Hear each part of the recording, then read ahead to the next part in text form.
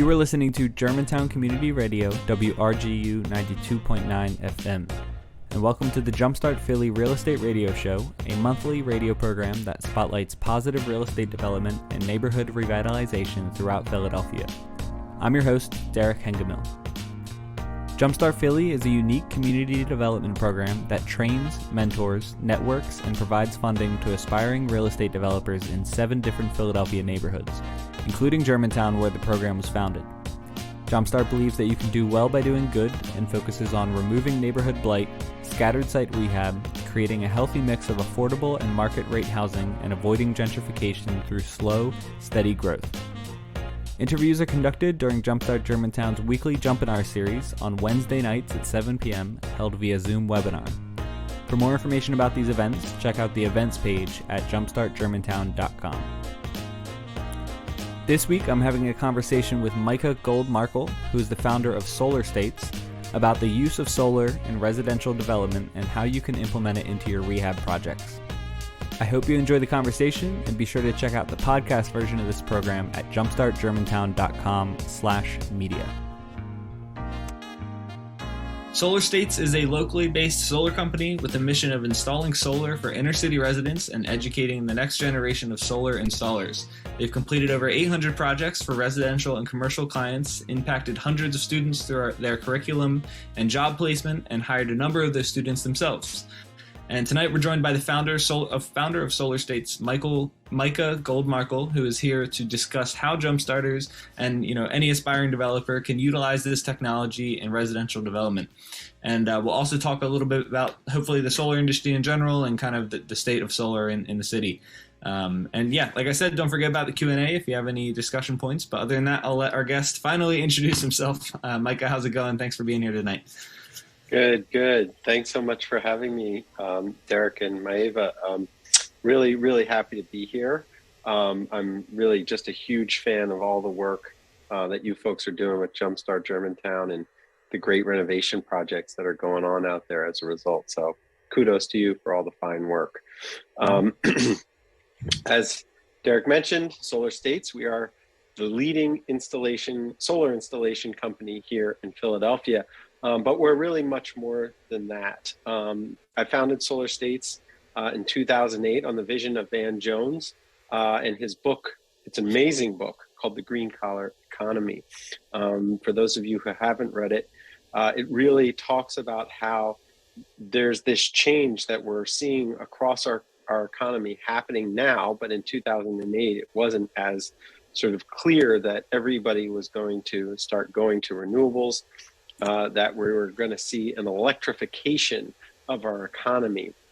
And even to this day, I'm amazed how far that electrification has reached. The obvious answers are things like automobiles, with Teslas and Fords and all of these cool electric vehicles coming out.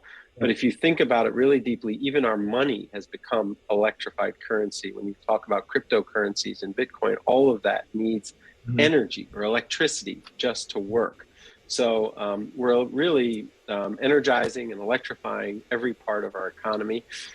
And that's where Van Jones saw the need for inclusion, for lots of people to be a part of this very big change in our economy. And in his book, he said, the green wave can lift all boats. It's not a nice thing. It's a necessary thing. And I firmly believe that. I consider myself an environmentalist. I'm from West Philadelphia.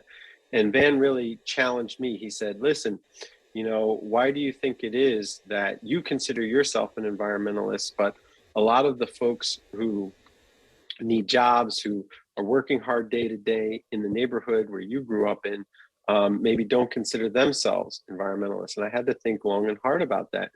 And he really pointed the finger at me when I got a chance to speak to him one-on-one. He said, that's because you failed. And I said, hold on, man.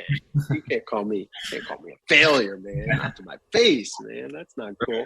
Right. But, when you really think about it, he was right. When I looked around and I saw in 2008 sort of what it meant to be an environmentalist, it essentially meant you had to spend more money for everything. At that time, a Prius was a very expensive car. It was the environmentally friendly car. And, eating organic was very expensive, and all the sort of things you think of. And, people were talking about saving the polar ice caps, all of that stuff, very important, but didn't really touch the day-to-day struggles of working class Philadelphians.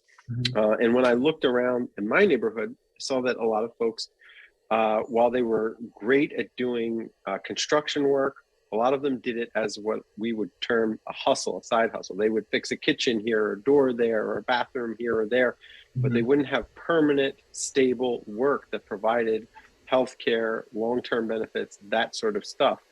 Mm-hmm. And the result was people were just sort of jumping from job to job rather than having a lot of stability in their lives and paid vacation, things like that. So that's really what motivated me to start Solar States. And we are the on-ramp to the green collar economy for inner city Philadelphians. Since that time, it's grown in a way that I really could have never envisioned. We now employ over 42 Philadelphians. We run education programs with the city of Philadelphia and the school district of Philadelphia. In fact, we helped set up a solar lab at Frankfurt High School. I was teaching there this morning, and we have a full-time program there. We were a big part of creating a curriculum, a 1,040-hour curriculum for what's called career technical education. That's the basis for what's going on at Frankfurt, but also throughout the state of Pennsylvania. And we also run trainings for young adults in conjunction with Philadelphia OIC, Power Corps PHL, as well as the ECA. And, I mentioned these partners for a reason, because, no company, no person is an island. When we wanted to make sure that we were really getting great folks from the community, we had to reach out to great partners in the community. And those folks that I named have had a very long history of job training in the community. And we really plugged in with them to create a new avenue for job training, and that is solar job training. And I would estimate about half of our company now has come through these job training programs.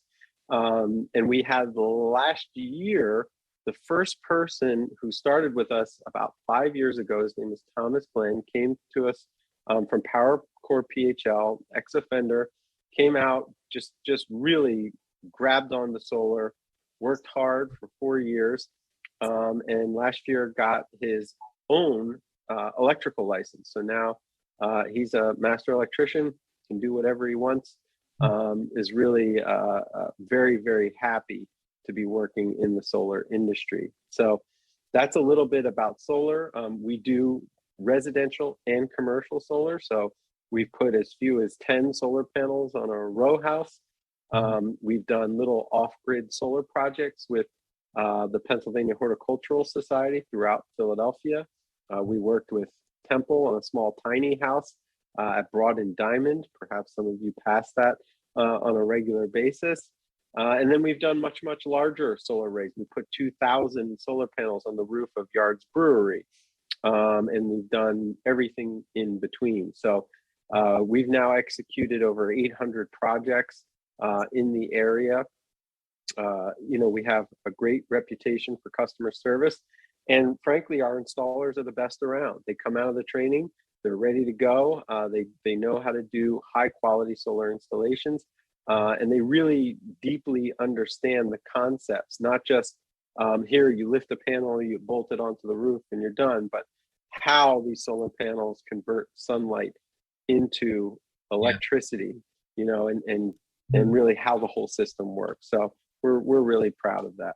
Awesome. Well, that's awesome. That's a great background of what you guys do, and an inspiring mission, especially, as a young person, like who's seen a lot of technology and like great advancements in clean energy and such, but like have not seen it put to use, right? There's no boots on the ground kind of putting things in practice and in place. So it's cool to see that you're doing that. And like, many new technologies and new advancements, real estate is the place to do that. And, there's a lot of transactions and development that happens in the real estate industry. So I think it's cool that you're kind of, or we're able to combine that discussion of you don't have to just hustle or do these fix and flips. You can make a meaningful impact with it as well. So that's really cool. So So let's talk a bit wide of solar states. I think my camera just froze in my back here. You're back. Cool. So what kind of is the state of solar in our city? You know, if you can give like a rough percentage of properties in the city have solar and do not have solar. So where are we at with this project of switching to clean energy? Yeah. Sure. I would say 0.0000001% of all properties have solar in the city of Philadelphia. In fact, that's one of the few things that I do every time I teach a class. I take the entire class up to the roof of the Crane Arts building where we did our first solar array. We put 444 solar panels on the roof. That's at Master and American Streets here in Philadelphia. And you get a great view of the city of Philadelphia. You know, you're about 5 stories up. And I look around and I say to them, look at this. This is our opportunity. All of these open rooftops. I feel like an oil man who's surrounded by oil, right? There's opportunity everywhere. Yeah. We've got to go out and we've got to do this. And slowly but surely, we've been making a dent. There's a great program that's happening now called Solarize Philadelphia. It's run with the Philadelphia Energy Authority. You can go to solarizephilly.org and sign up. Or you can come to our website, solar-states, or solarstates1word.com, and you can sign up for Solarize Philly. And it's an amazing program. Basically, the Philadelphia Energy Authority has vetted 3 solar installation companies. They've chosen us as one of them. And you're going to get a great price for your solar through this group buying program, but more importantly, you're also going to support the local economy. And that to me is equally important. You know, there's lots of solar companies that are coming online, but very few that are doing business the right way. And we are a certified B corporation. For those of you who don't know what that means, it means that in our bylaws, we have written that we have to obey the triple bottom line of people, planet, and profit. And what does that mean in reality? Well, a lot of our employees, first off, our minimum wage at our business is $16 an hour, which, you know, is not that high, frankly. It's surprising that our minimum wage nationally is lower than that. But we also provide healthcare for all of our employees and 401k. And so we had a real discussion with our employees about the 401k program. And traditionally, you have what's called matching happening, where somebody puts a percentage of their income into the 401k and then the company matches that. Well, when we talk to our employees, people were like, no, we can't do that. We can't have a single dollar from our paycheck pulled out for retirement. And that's a big issue, right? For low income folks in Philadelphia, we want to make sure that there are retirement funds, not just that they're able to live now. So we came up with a plan where we put 3% in as a company into people's 401ks, whether they want to match or not. And that way they're building some retirement funds, no matter what they decide to do. So, you know, there's a number of ways that we're very, very different from a lot of the companies out there. We pay our lead installers a salary rather than hourly wages. You know, we really spend a lot of time with training and education, and we encourage our employees to get their own electrical licenses so that they're not sort of forced to work for us necessarily for their entire careers. They can go out, start businesses, and do their own thing, very much like the idea behind Jumpstart, where you're trying to seed more people who are doing development on their own. We want to see the solar industry grow and be healthy in Philadelphia. Yeah. So in those, you know, you said the 0.0001% of properties, like what types of properties have those solar? Like I guess who is installing solar? Like where are we seeing that? What are the trends really? Like I guess when you said you're standing on top of that building, kind of looking at all the potential, like where does it start? What types of properties and what developers, you know, are going to be the first to utilize this? Right. So solar is interesting in that there's a number of tax credits and tax incentives available for solar. Right now, there's a 26% federal tax credit. So what does that mean? It means if you spent $10,000 on a solar array, you get $2,600 as a tax credit. That doesn't offset your profit. It's literally a dollar for dollar credit. So it's pretty great if you have taxable liability. Right. Additionally, if you do solar as a developer, as a business, you can depreciate the asset entirely in year one. So Mhm. businesses can expect to get about 50% back off of the purchase of solar through various tax incentives, which is pretty amazing. So as a business, you can expect to see payback on your investment if you go out in cash, somewhere in the 7-8 year range. As a resident or non-business, unfortunately, you only get the 26% federal tax credit. Typically, the payback there is in about 10 years. Now, that's for cash purchases, but not many people these days are doing cash purchases. There's great lending programs out there, and we can hook you up with a lender so that you can go solar with $0 out of pocket and just pay a monthly payment that's typically about the same as your electric bill. But that's right now. Your payment is locked in. It's a fixed interest rate for whatever the 10, 15, 20-year span of the loan. So essentially, you're locking in your energy rate now for 25 years. And every model I've seen sees electrical rates going up. Now, that really wasn't the case over the last 5-7 years. We saw a real dip in energy prices, but we're now starting to see them escalate. And I have a feeling they're going to escalate quite a bit. So that's sort of the state of the state. Now, I'd be remiss not to mention one other program. Last year, with the Philadelphia Energy Authority, we installed solar on 50 low to middle income houses throughout the city of Philadelphia. It was an LMI program, and that was incredible. The PEA did a mix of funding sources by pre-buying what's called SRECs and by getting some grant money in and some other money here and there.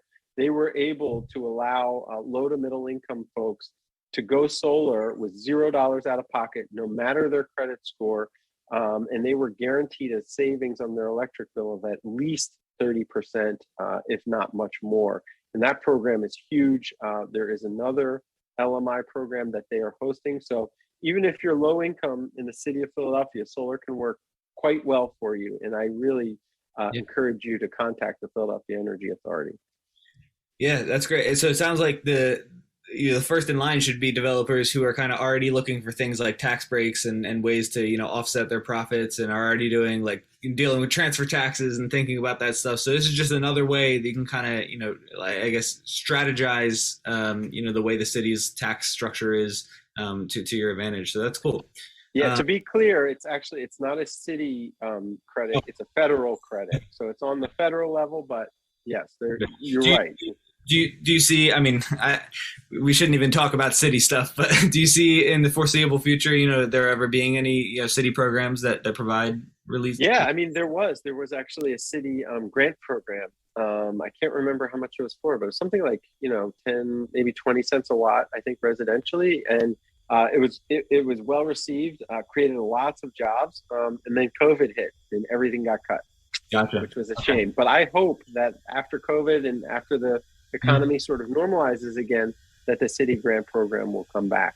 Yeah. Okay, cool. Well, okay. So we're doing good on time here. We got about 20 minutes left, but let's talk about kind of the actual, technical aspects of solar and like what's actually happening for people who, maybe all they know about solar is it's the silver blue panels on the top of people's houses that generates electricity. If you could just maybe go a little bit in depth of us about like, what does the technology allow now? Can it power your full energy bill? Can it, or like what are the limitations and kind of where's the technology at right now? Sure. So, I told you when I first came into the business that my first installation was putting 444 solar panels on the roof of the Crane Arts building. That project cost about $525,000 to complete. If I were to do that project, and it's 10 years, a little over 10 years later now, if I were to do that project again, it'd be about $180,000. So the cost of solar has come down tremendously. Mm-hmm. A big misconception that people have is that you can't do solar on flat roofs. You absolutely can do solar on flat roofs. Not only that, typically we don't have to mechanically fasten the solar to the roof. What does that mean? That means there's 0 holes in your roof. We use what's called ballast weight or concrete blocks to hold the solar array down, so there are no holes in your roof. It's really quite amazing. It's a very simple technology. It's survived numerous hurricanes. I know people are always worried, won't it blow off, this and that. So Right. You can get solar on your roof without having a single hole in the roof, which, Wow. frankly, is really good because people don't have to worry about leaks and other things like that. Mhm. The typical row home can usually fit anywhere from 10 to 16 solar panels on it. And the way that solar works is sunlight hits the solar panel. It excites some electrons. They start flowing. You get what's called direct current. Then you have to have another piece of technology called an inverter. And right now we use microinverters. So you have one inverter below each solar panel, and it converts that DC current to AC current, which then can be used in your house. So the electricity that is then brought down from the roof through some wiring that we do that it can either go through a house. If you're into new construction, it's great to make houses that are solar ready, where you have a conduit that goes from the roof all the way down to the basement. And that way you can easily pull the wires that are necessary if you want to in the future. That's a real good marketing piece for new builders. And then we're finding that people who build out solar on the houses are seeing much faster sales at a higher price point because people are really looking for green homes these days. So you bring the solar down, you have to hit what's called an exterior disconnect out front of the house. So because the solar's on the roof, we want first responders, firefighters, to be able to turn the solar off easily in case they have to get on the roof to go and fight a fire. So there's a little disconnect on the front of the house, and then it comes back inside, and it interconnects at your main service panel. And what happens there is either the house uses the solar and thereby saving you money because you're not using electricity from Pico, so your meter stops running. But let's say it's a very sunny day, it's a Sunday in the middle of the summer, and you say, hey, I'm out of here, I want to go to the beach. And your house is pretty much off, and you're off to the beach. Well, it's pumping out solar energy still, and guess what? That solar energy is going back through the meter, and your meter spins backwards at that point, and that's called net metering.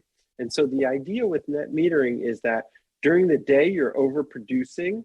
In the evenings, you're not producing anything, so you're taking back from the grid. But at the end of the day, you're going to net out to zero electric bill. And so that's sort of the economics and how solar works. Now, people always ask, can I get 100% of my power from the sun? The answer is absolutely yes. If you build an efficient house, you want to insulate your house. You want to make sure that your appliances and that your heating and cooling systems are as efficient as possible. If you do that, you can get 100%, no problem. You can maybe even overproduce using solar. But if you have a leaky house or you're using incandescent light bulbs everywhere and you're not being energy conscious, then it can be harder to get to that 100% mark. Yeah. Oh, that's interesting.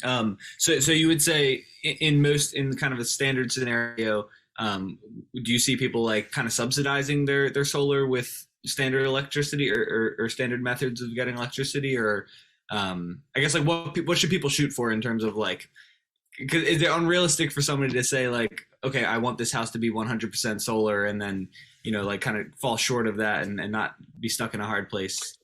I don't really get too. I think in general people get too wrapped up to thinking, oh, I want to be 100% solar. It's one of those things where do the best you can.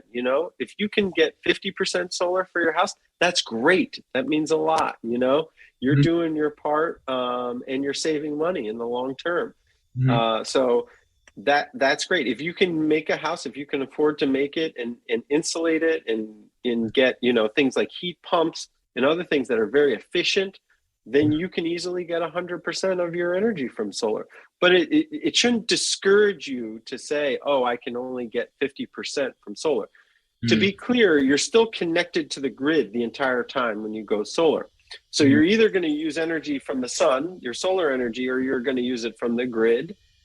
And that's where that equation comes in of, hey, how big is your solar array and how much electricity do you need every month? If you're just tuning in, this is a conversation with Micah Gold-Markel, founder of Solar States, about the use of solar technology in residential development and how you can implement it into your rehab projects. Thank you for listening to the Jumpstart Philly Real Estate Radio Show on Germantown Community Radio, WRGU 92.9 FM. I hope you're enjoying the discussion. So we talked about, the environmental benefits, the dollar amount benefits of what it's going to compare to your standard electricity bill. We have to talk about the pitfalls and like what the, kind of like things you should be aware of are, like obviously everything comes with an associated risk, whether it be like a financial risk or, a liability risk or maintenance kind of risk. So what do you think are kind of like the pros and cons? If I know it's not against your nature to crap talk solar, but if you could point out some things that you think people should be aware of so they don't get misled, what would they be? That's really an awesome topic, because I don't think that this sort of stuff gets talked about enough. And there are some pitfalls to solar. There's really two big pitfalls that I've run into over my career. The first is very, very low cost solar. There's lots of sort of one person gangs going around saying they have a solar company and they'll install solar. And then they install solar on your house. Something doesn't go right a couple of years down the line and they're out of business.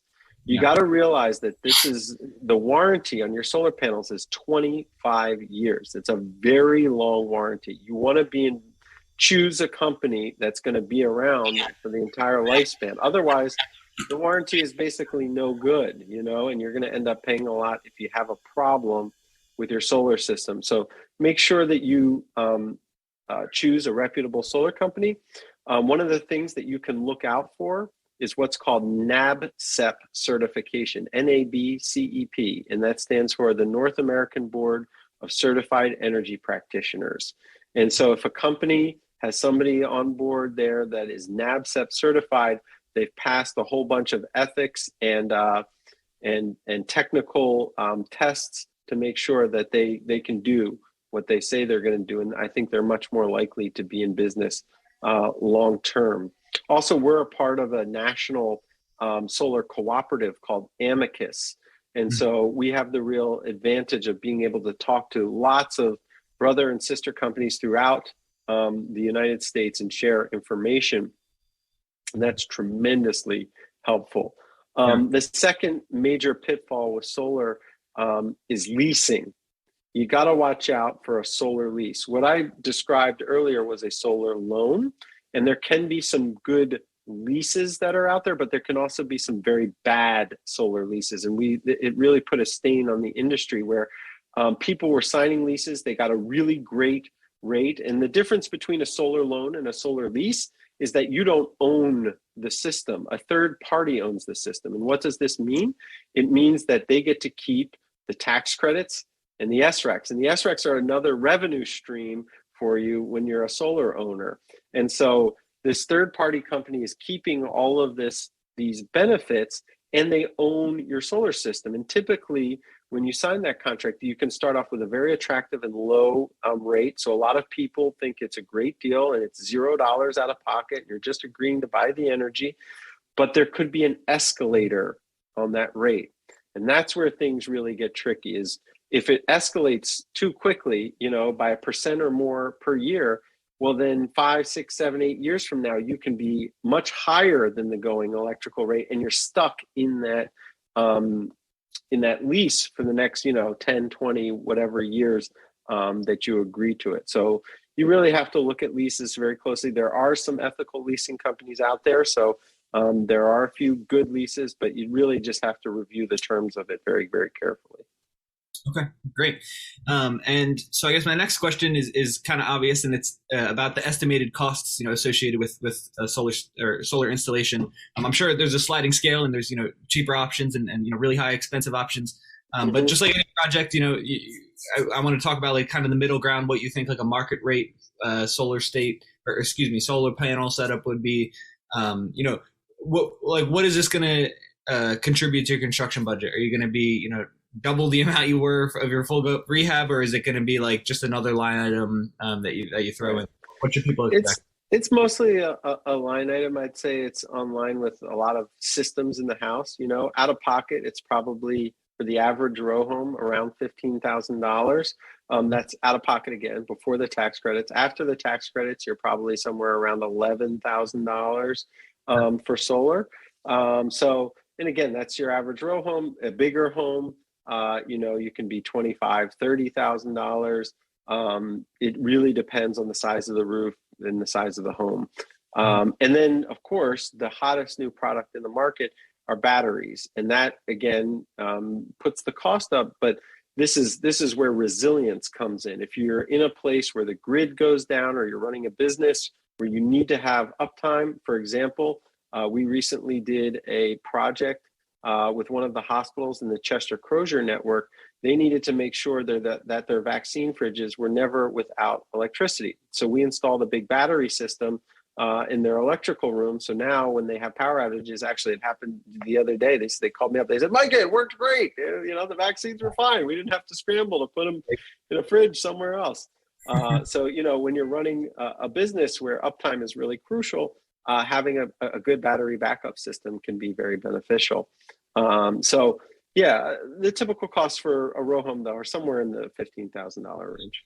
And then, I think you mentioned it earlier, but on the other side, I guess you're seeing those costs back in a higher sales price, right, or a higher rental amount. Absolutely. So is that's something I want to ask about for rentals or for people who aren't owning their home but investing it.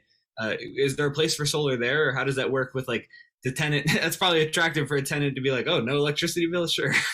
But right. I mean, look, you can charge a little higher rent because you have solar on the building, and you can say, look, your electricity bill is being offset, and so we're charging a little bit higher rent as a result. Absolutely, 100%. The project that we did at Yards is actually what's called a PPA, or a power purchase agreement. So the Yards building is owned by a development corporation called Alliance HSP. And they own the solar array on the roof. And what they do is they sell the electricity to Yards, the city of Philadelphia archive space, which is also in that building. And so that's another way that some property owners get their return on investment, is by owning the solar array on the roof and then selling the electricity to their tenants. So right. Yes, there is a model. It can get a little complicated, but we're here to help you out. Right. I think it's important that you point that out, especially in terms of a sales price, because, a lot of people, I think it helps if people think about it like finishing the basement. Yes, you're spending $7,000-8,000 on waterproofing and, all the extra fanciness in the basement, but you're going to see that on the other side when you have 3 other, sales comps that all have finished basements. It's kind of, hopefully we're at a point, where it gets there with solar, where, you almost have to install solar if you want to beat the competitors and match with everybody. So yeah, it's funny you say that. In California, it's actually the law now that new construction has to have solar on it. Wow. So we're seeing a push to that. I think it's great. I mean, think about it like food, right? There's a big local food movement. Buy your food locally, get it from local farms. These farmers markets, I go to the West Philly farmers market all the time. I'm sure in Germantown there are plenty of farmers markets around. You really want to buy your food locally. Well, the same thing is true for energy. You want to produce your energy locally.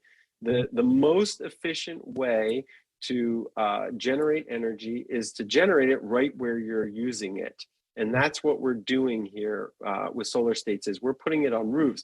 By the way, this is also already used spaces. We're not putting solar on giant farms and places where we could be having great crops, or, we're not mowing down parks in order to put solar panels up. We're putting them in urban areas. And the idea is to reduce the stress on the grid, to reduce the amount of power lines that we have to have that bring energy to the city, because now we're making energy right where we use it. And the byproduct of that is jobs. I can't say that enough. Think about how many Philadelphians have traditionally been employed in the energy industry, and it's minuscule compared to what it could be if we were generating electricity here. And the reason why we're not generating electricity here is because, well, traditionally, that's been some dirty business. Who wants a coal plant or a gas plant right in their backyard? I don't know many people who do. But a solar plant on your roof, well, guess what? We have a joke in the industry. We had a spill when we were installing solar the other day. It was called a sunny day. It's like, there it is. There's really no bad side effects. Great. Awesome. That's a great answer, and I'm glad you kind of gave the full scope of there's not only does it cost more, but there's benefits on the other side. It's always important to remember that. Okay, so and I forgot one last thing. It's one thing for me to say that your house will be worth more money with solar, but actually, the National Appraisers Association did a study of 4 or 5 locations around the United States, and actually southeastern Pennsylvania was one of them, of the impacts of solar on people's houses, and they saw, I think, a 3 to 4% increase in the sale price of the house as a result of solar being on it. So there's absolutely no reason to think that you won't get more money for your house, and I'm happy to share that data with folks. I guess to leave people with is what the next steps are for installing solar, and I guess leaving this meeting, where can they go to start that journey of having solar on their project, or if they're not ready now, like what kind of signs should they see, or paths should they follow? For a standard developer who has seen this jump webinar and said, I want to get solar in my house, where do they go, and what should they expect the process to look like? Sure. So you can go to solar-states.com, and you can just click on the Get Solar, get a quote, I think, or Get Solar button. Let's see. I think it says Get a quote in the top right. I saw that. Get a quote in the top right. Okay, great. We do free quotes. There's no high pressure sales pitch. Our folks are very friendly. They're here to design solar, and look, if it's right for you, if it's right for your project, we're going to be there to do it. If you're not quite ready, no problem. We get it. It's sort of the opposite of the high pressure sales pitch. So typically what you want is good southern exposure, right? Sun rises in the east, it sets in the west, but it's always in the southern sky. So if you have east or west exposure, that can work very well as well. Northern exposure is the only thing that I would advise against. If your roof faces north, it's unlikely that you can go solar and get any sort of payback on your investment. So a flat roof or anything with southern, eastern, or western exposure is really a good roof for solar. The other thing is you want to have a relatively new roof, not something that's more than 10 years old. The reason why, when you put solar on it, you don't want to have to remove it 2, 3, 4 years later to get a new roof on. That can be an expensive proposition. The really neat thing is that solar acts as a super skeleton for your roof. So it protects the roofing membrane from the beating it takes from the sun, from all of that UV radiation coming down and hitting the roof and cracking it up. Well, guess what? The solar absorbs that and your roof will last longer. We've had a lot of clients who get new roofs right as they're doing their solar, and it works very well. Great. Yeah, and then as far as what they should expect of the installation process, is it just kind of incorporated into your construction plan? Like when you're doing electrical, you kind of just have the solar installation happen at the same time, that sort of thing? Sure. So I encourage people, if you're doing construction, whether you're doing a home renovation or new construction, to involve us early on. It makes life so much easier. If we can get the conduit or the wires in the walls prior to you closing them up, it's pretty straightforward process of how to do it. And we're licensed electricians. We can pull the permits that are necessary. We provide what's called turnkey systems. So you don't have to do anything. We give you the plan, we permit it, we procure all of the materials necessary. And then when it's time, we come out and we install. Now, again, with new construction or a renovation, we typically phase that construction because we want to get the wires in the walls at the right time, but maybe your roof isn't ready yet. So we'll get the wires in the walls and then we'll wait till you finish stuff up. You finish the roof, you finish the basement, whatever you need to do, and then we'll come back and we'll finish the solar installation. The big thing though is having a way of getting the wires from the roof all the way down. Now, if you're retrofitting a house, we can always put a conduit on the exterior of the house from the roof down to the basement on the back of the house. Tuck it in a corner. It'll be out of the way. It's not big. It's, maybe about that big of a conduit. That said, again, if you have the walls open in the interior space, why not hide it there? And nobody will be the wiser. Great. Cool. And then I guess my last question here before I go into the Q&A is about training. And, say people don't want to just have somebody else do it, or they don't want to just, like any aspect of their project, they might want to feel some ownership and learn how to install solar. They can obviously utilize Solar States. What programs do you have coming up, and how can they enroll? If you go to our website and you go to the education link, you can request more information, and we'll tell you when the next class is going. The really cool thing about our classes are they're 100% free. And if you're a resident of the city of Philadelphia and you meet certain income requirements, you can actually get paid to go to some of the classes. So it's pretty amazing stuff. And that concludes my discussion with Micah Gold-Markel, founder of Solar States, about the use of solar technology in residential development and how you can implement it into your rehab projects. The interviews on this program are recorded during Jumpstart Germantown's weekly Jumpinar series, which take place via Zoom webinar on Wednesday nights at 7 p.m. If you'd like to participate in the live Q&A with our guest, be sure to head to our jumpstartgermantown.com/events page and register for next week's Jumpinar. And if you're interested in starting a Jumpstart program in your own community, visit gojumpstart.org to see our how-to guide and open source training workbook. Thanks so much for listening to the Jumpstart Philly Real Estate Radio Show on Germantown Community Radio, WRGU 92.9 FM. And be sure to tune in next month.